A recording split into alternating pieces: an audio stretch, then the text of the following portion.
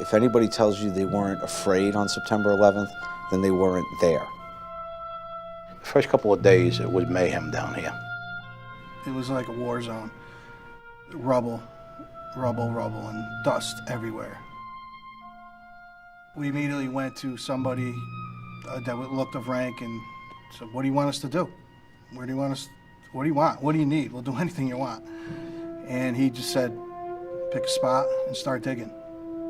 So that's what we did. We just went to a spot, started looking in holes, crawling inside holes, just trying to see if there was any sign of life. For the first days, we were going at it. If you could have seen around the Trade Center in those first, 24, 48, 72, even 96 hours, we were digging by hand. We were handing buckets of debris. You're talking 200-plus story buildings, and we're digging it out by hand. But I knew that a large number of people that I'd be carrying out or looking for or trying to help, people that I knew. And that made it very difficult. But, again, you're committed to going for those that would come for you. I know that my colleagues, they lost their life just coming to work that day. Just coming to work. All they were doing was just coming to work. The adrenaline level, you didn't know whether you were working 12, 14, 16, 24 hours straight. In the beginning, there was a possibility that people were still alive. There was the possibility that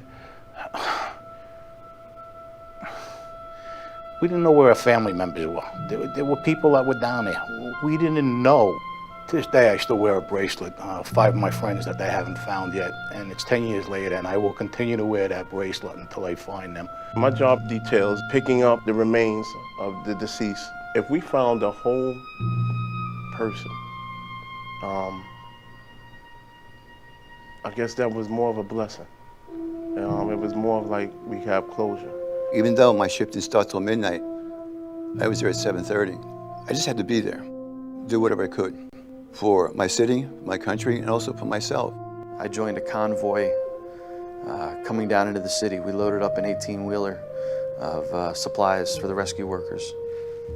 They were appreciative that we were there to do what we could. We had people coming up to our car, not knowing what our job was or what we were going to be doing down there, offering us gloves to help dig through the rubble, offering us flashlights, anything that they could give to help us help others.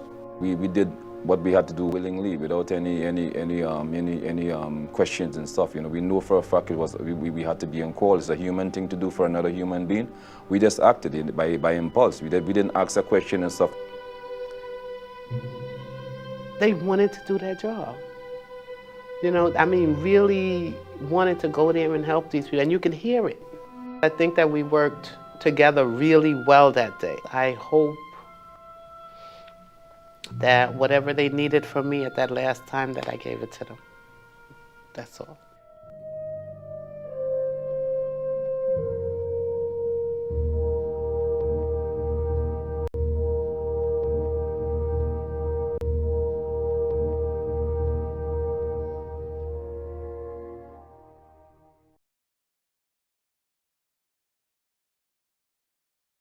I knew some of the officers that I spoke to had gone into the building to try to help people. And I knew that some of them didn't come out.